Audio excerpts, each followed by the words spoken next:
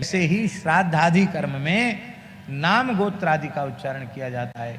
भैया बड़ी विनम्रता पूर्वक हम प्रार्थना कर रहे हैं, वर्ण संकरता से बचिए, अंतर जातीय विवाह बिल्कुल मत कीजिए। संकरो नरका यैव कुलघ नानांग कुलस्य च, वर्ण संकरता नरक ले जाने वाली है।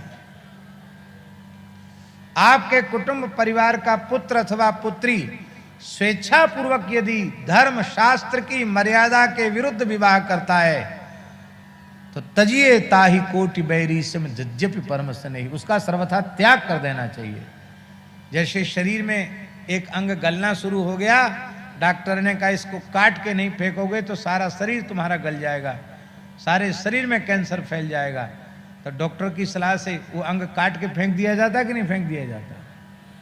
ऐसे ही जो आपकी संतति आपके अनुशासन में न हो, धर्म से विरुद्ध जिसका आचरण हो, उसका सर्वथा त्याग कर देना चाहिए। त्याग नहीं करोगे तो उसका किया हुआ पाप तुम्हें भोगना पड़ेगा परलोक में भी, पितर भी नरकगामी हो जाएंगे। और समाज स्वीकार कर लेता है तो फिर लोगों को और बढ़ावा मिल जाता है। आज की आधुनिक शिक्षा प्रणाली इतनी विकृत हो गई है कि बालक बालिका इसको पाप समझते ही नहीं है। स्वेच्छाचार को पाप नहीं समझा जाता है। और दुख की बात, दुर्भाग्य की बात यह है कि उच्च न्यायालय और सर्वोच्च न्यायालय में बैठे हुए लोग इस प्रकार की स्वेच्छाचार को बढ़ाने वाली व्यवस्थाओं को निर्णय के रूप में, फैसले के रूप में सुनाते हैं। उनके उन न्यायाधीशों को भगवान कहां भेजेगा? 28 नरकों से भी कोई एक नया नरक बनाना पड़ेगा।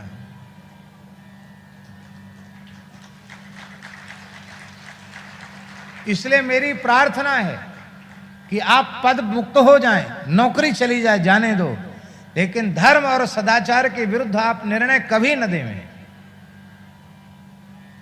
सबके अन्नदाता, सबके माई बाप भगवान हैं, विश्वंभर भगवान हैं। कोई सरकार और कोई व्यक्ति किसी का पेट नहीं भर सकता। लेकिन धर्म के संबंध में, आचार के संबंध में हमें अपनी शास्त्रीय व्यवस्था और शास्त्रीय परंपरा का ही आदर करना चाहिए। स्वेच्छाचार को बढ़ावा मिले ऐसा काम नहीं करना चाहिए। और आज सारे कर्मों की उपेक्षा, और देवकृत्य की भी उपेक्षा है, श्रौत की तो बिल्कुल उपेक्षा है, और पितृकर्म की सबसे ज्यादा उपेक्षा है। जबकि देवकृत्य आवश्यक है, न करे तो उसमें प्रत्यवाय नहीं, पर पितृकर्म अत्यंत आवश्यक है, न करे तो उसमें प्रत्यवाय है, पाप है।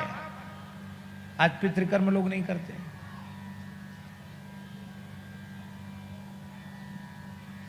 स्नानांग तर्पण तो नित्य ही करना चाहिए, और श्राद्ध पक्ष में 16 दिन अवश्य तर्पण करे, तिथियों पर अपने श्राद्ध भी करे, उत्तम कोटि के ब्राह्मण को जिमावे भी, शास्त्र विधि से श्राद्ध कर्म अवश्य करना चाहिए। इसकी उपेक्षा नहीं करना। हमने देखा अपनी आंखों से, गांव में बड़े बूढ़े होते थे, गांव के बिना पढ़े लिखे लोग भी पितृपक्ष में शरीर में तेल सावन नहीं लगाते थे, वो भी नख नहीं बनाते थे, बाल कृंतन नहीं करते थे।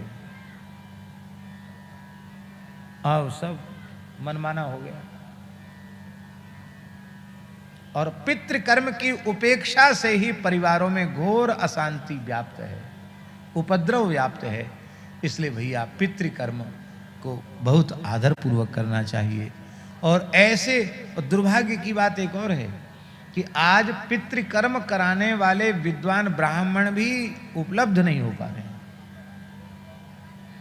गणेश पूजन, कलश पूजन तो प्राय सबको कंठस्थ है, वो तो करा लेते हैं, लेकिन पितृकर्म जिसमें विधि का बहुत आग्रह है, जिसमें थोड़ा भी इधर से उधर हो जाएगा तो सब उलट पलट हो जाएगा, क्रिया ही प्रधान है उसमें, और वो तो बिल्कुल आप लोग भूल ही गए हैं। अंत्येष्टि तो समाप्त ही हो गई एक प्रकार से।